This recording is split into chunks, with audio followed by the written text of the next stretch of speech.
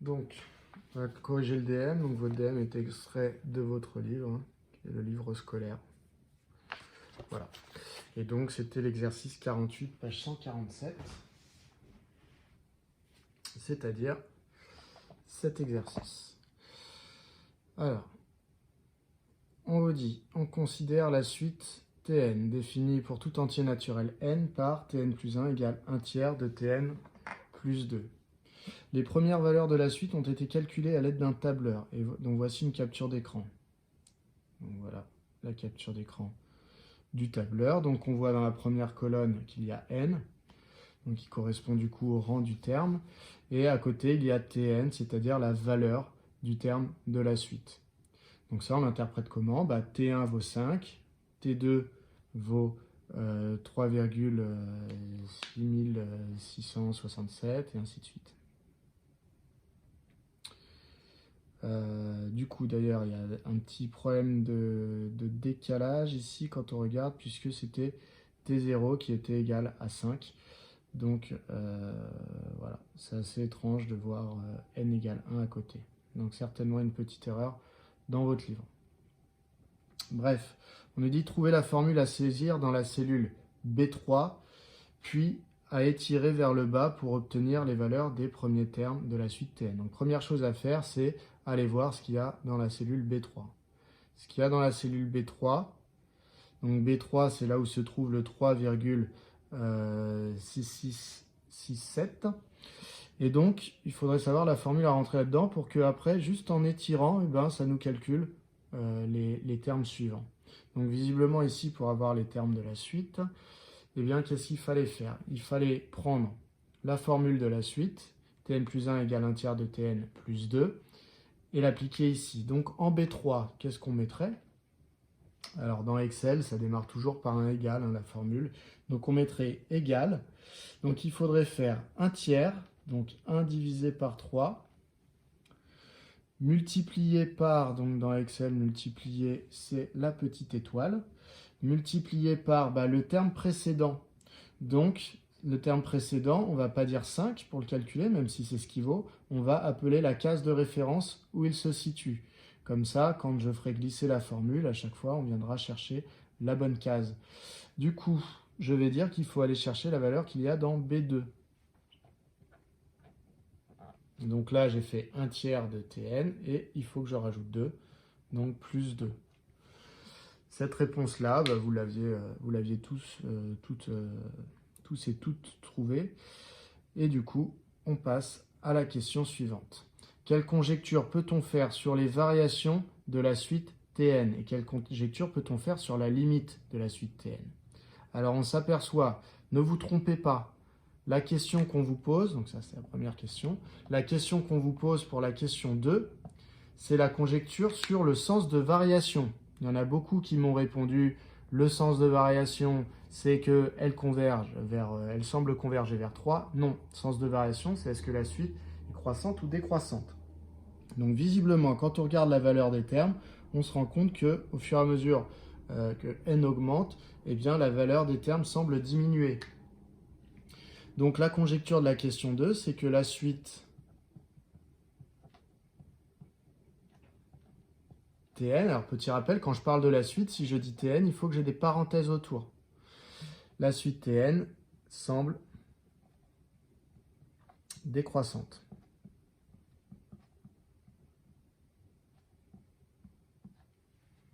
Pour la question 3, on me demandait, ou plutôt c'est pas la question 3, donc ça c'était la petite a, ça c'était la petite b, et là c'est la petite c. Pour la question petit c, on me disait quelle conjecture peut-on faire sur la limite cette fois-ci de la suite. Donc pour la limite, on a bien l'impression que les termes de la suite, plus n grandit, plus mes termes de la suite semblent se rapprocher de 3. Donc je vais dire que la suite semble converger vers 3.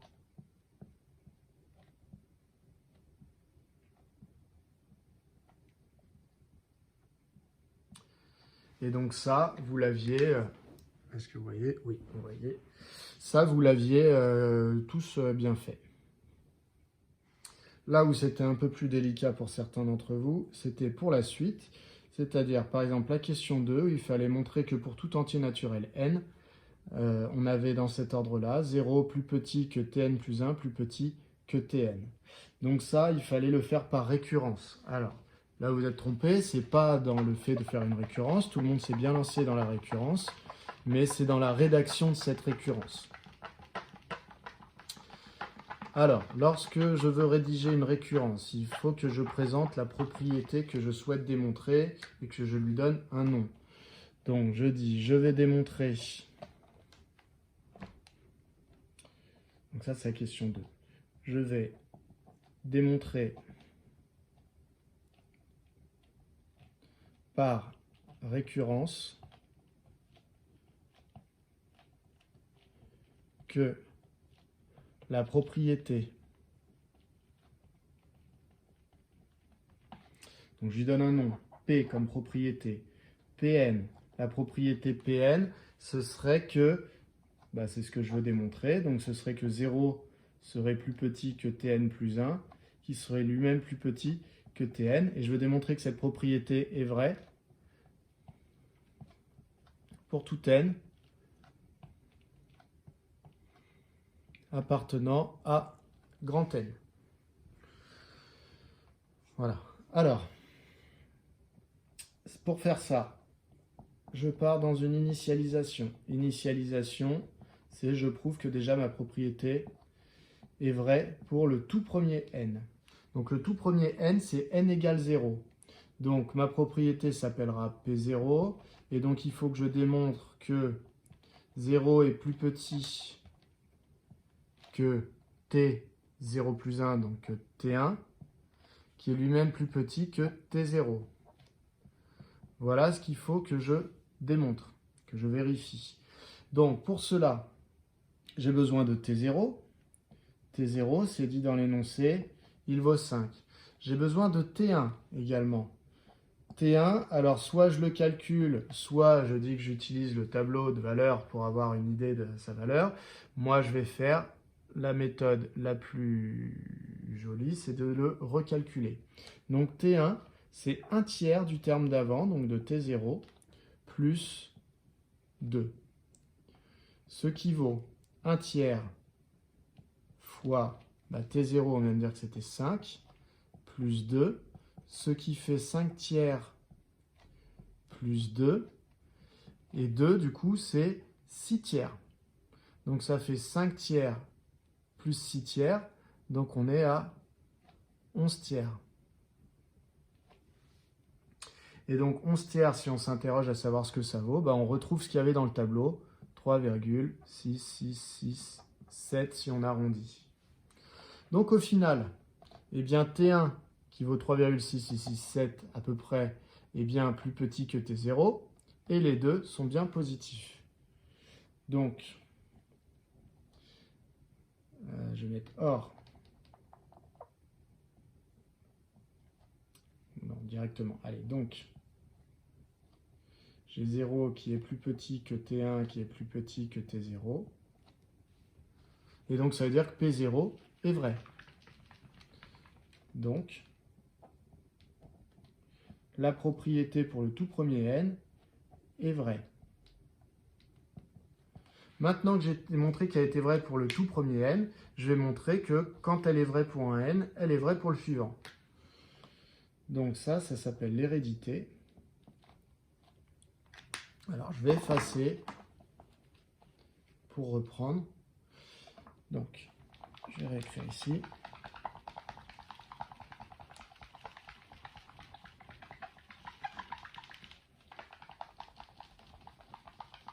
L'hérédité, ça consiste à supposer que la propriété est vraie pour un n, choisi au hasard, c'est pas un n particulier. Donc supposons hérédité.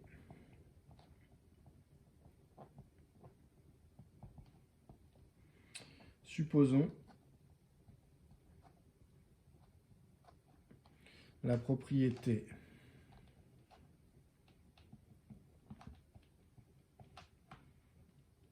donc Pn. Pn, la propriété, c'est que 0 est plus petit que Tn plus 1 qui est plus petit que Tn. Supposons la propriété Pn vraie. Donc je la suppose vraie pour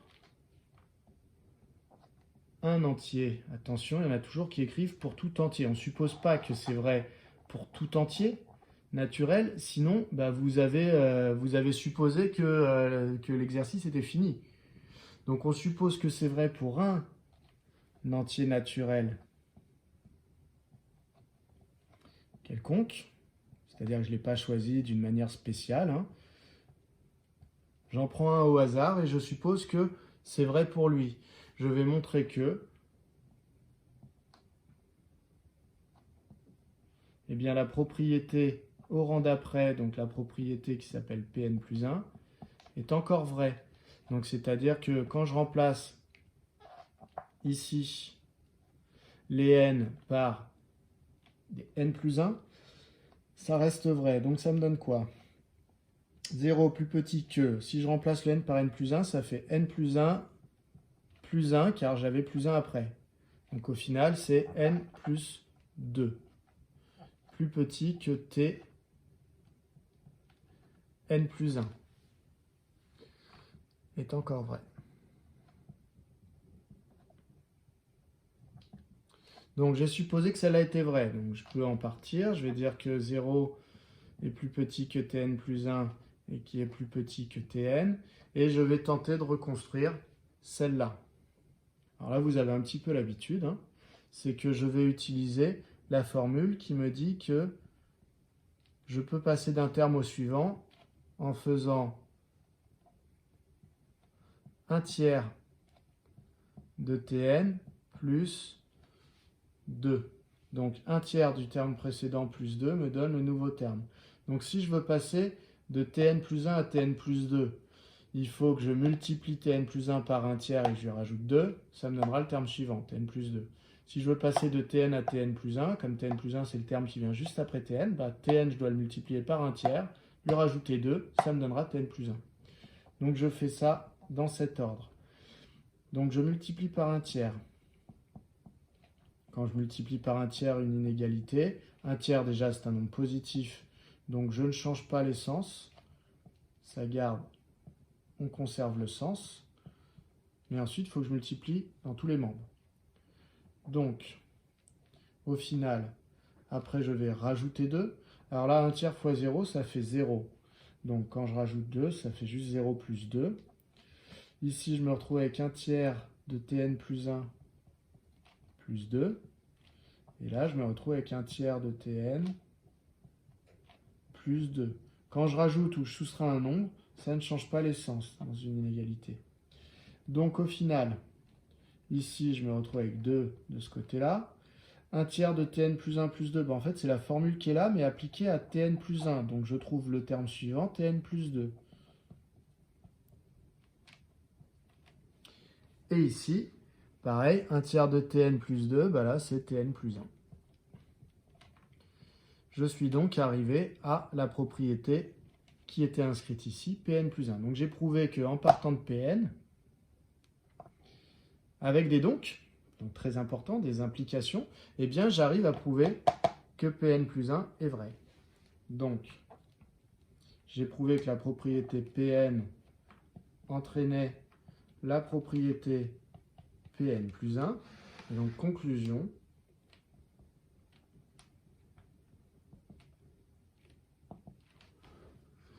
conclusion, pour tout n appartenant à grand N, j'ai prouvé que cette inégalité Pn serait toujours vraie. Donc un terme Tn plus 1 est toujours plus petit que le terme précédent Tn, et ils sont tous les deux bien positifs. Alors là, je n'étais pas vraiment arrivé tout à fait à ce que je voulais. J'étais arrivé à Tn plus 2, plus petit que Tn plus 1, et les deux étaient plus grands que 2. Moi, je voulais 0. Donc pour être très rigoureux, ici, il faudrait que je précise que 2 étant lui-même plus grand que 0, eh bien, j'ai bien prouvé que Tn plus 2 et Tn plus 1 sont plus grands que 0. Voilà pour cette question. Ensuite, dans la question 3, on me demandait, justifier que la suite Tn converge. Alors là, il y en a plusieurs parmi vous qui ont réussi à faire cette question. Alors, on me demande de démontrer qu'elles convergent, mais on ne me demande pas de trouver la limite. Donc ça, c'est un petit indice sur le théorème du cours à utiliser. Puisque j'ai un théorème qui me fournit l'existence de la limite, mais qui ne me dit pas qui elle est. C'est le fameux théorème, donc il y a deux possibilités. Soit j'ai une suite qui est croissante et majorée, et dans ce cas-là elle converge, soit j'ai une suite qui est décroissante et minorée, et dans ce cas-là elle converge. Ici, alors beaucoup m'ont dit, j'ai prouvé dans la question 2 que ma suite était plus grande que 0, puisque j'avais prouvé ça. Donc d'accord. Donc ça veut dire que tous vos termes sont bien positifs et donc que votre suite est minorée par 0. Donc d'après la question 2,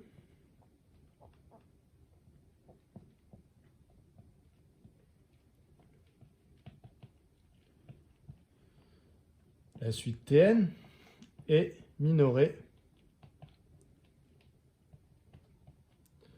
par 0. Pas de problème, ça c'est vrai. Ensuite, il fallait donc aussi dire qu'elle était décroissante, puisque là, visiblement, si elle est minorée par 0, je vais plutôt avoir tendance à utiliser le théorème qui dit que ma suite décroissante minorée converge. Alors, est-ce qu'elle est bien décroissante? Alors, il y en a qui ont dit, bah en fait, oui, puisque quand on m'a demandé les variations dans la question petit b au niveau de la conjecture, j'ai conjecturé qu'elle était décroissante. Alors, votre conjecture, vous ne l'avez pas démontrée dans la question B. Donc, en fait, ce n'est pas du tout le résultat de la question 1b que vous réutilisez pour dire qu'elle est décroissante. C'est bel et bien le résultat de la question juste avant, la question 2, puisque vous aviez prouvé que Tn plus 1 était plus petit que Tn tout le temps. Ça veut bien dire qu'un terme qui arrive est toujours plus petit que le terme précédent. Ce Tn plus 1, c'est le terme qui suit Tn. Donc, c'est grâce à la question 2 que vous avez prouvé que votre suite était décroissante. De plus, pour tout n appartenant à grand N, Tn plus 1 est plus petit que Tn d'après la question 2.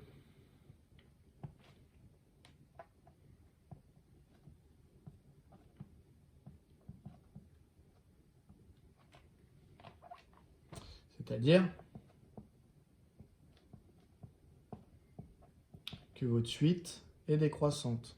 D'accord? Ce n'est pas la conjecture dont je me sers, c'est vraiment la question 2. Dans la question 2, sans vous le dire explicitement, vous avez démontré que la suite était décroissante.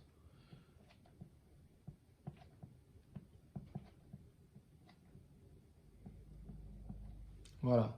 Et donc, puisqu'elle est minorée et décroissante, eh bien la suite T, effectivement, converge.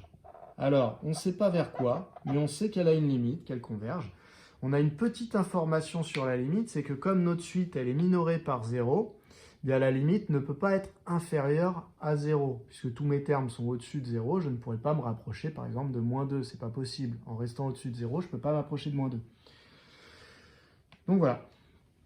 Ça nous amenait à la toute dernière question, qui était soit L, la limite de la suite Tn, donc on lui donne un nom, L comme limite. On admet que la limite, le fameux L, vérifie l'égalité L égale 1 tiers de L plus 2. On me demandait de déterminer la valeur de L. Alors, il y en a qui ont fait le raisonnement suivant. Il y en a qui ont dit, bah en fait, dans la conjecture, j'ai vu que c'était certainement 3. Et donc, ils ont remplacé par 3. Et ils ont vu qu'effectivement, 3 était égal à 1 tiers de 3 plus 2. Alors, ça veut dire que vous avez trouvé une valeur possible pour petit l, 3, mais dans ce cas-là, il faut donner un argument pour dire qu'il n'y en a pas d'autre possible. Parce que ce n'est pas parce que ça marche avec 3, votre égalité ici, que ça ne va pas fonctionner avec 5 ou 10 ou 15, et dans ce cas-là, la limite, ça pourrait très bien être 5 ou 10 ou 15. Donc, pour être sûr et certain qu'il n'y ait qu'une seule valeur, soit vous justifiez en disant c'est une équation du premier degré, donc il n'y a qu'une solution, etc. Mais la méthode qu'on attend de vous, c'est de résoudre l'équation. Donc c'est de la poser et de la résoudre. Donc on est dans la question 4. Si je résous L égale 1 tiers de L plus 2, Donc ça, je la résous dans R. Eh bien, j'isole le L. Donc, j'ai L moins 1 tiers de L, plus 2, enfin pardon, égale 2. Je regroupe tout ce qui est à l'inconnu L dans le membre de gauche. L moins 1 tiers de L, bah, L c'est 3 tiers de L. Donc 3 tiers de L moins 1 tiers de L, ça fait 2 tiers de L. Je continue ici. Donc, si 2 tiers de L vaut 2, ça veut dire que L vaut 2 divisé par 2 tiers. Diviser un nombre par un autre, ça revient à multiplier par son inverse. Donc finalement, L est égal à 2 fois 3 demi. Et donc, L vaut 2 fois 3 demi, c'est 3. Donc là, la différence entre cette méthode et la vôtre, c'est qu'ici, comme j'ai fonctionné avec des équivalences, eh bien, s'il y avait eu deux solutions pour cette équation-là, je les aurais trouvées les deux. Donc si j'en trouve qu'une, c'est qu'il n'y en a qu'une. Voilà la différence avec votre manière à vous de vérifier qu'avec 3, ça fonctionne bien. C'est que vous vérifiez que 3 est une solution, mais vous ne vérifiez pas qu'il n'y a pas d'autres solutions. Alors qu'ici, je vérifie qu'il n'y a que 3 qui est solution. Voilà qui vient conclure la correction de ce devoir maison.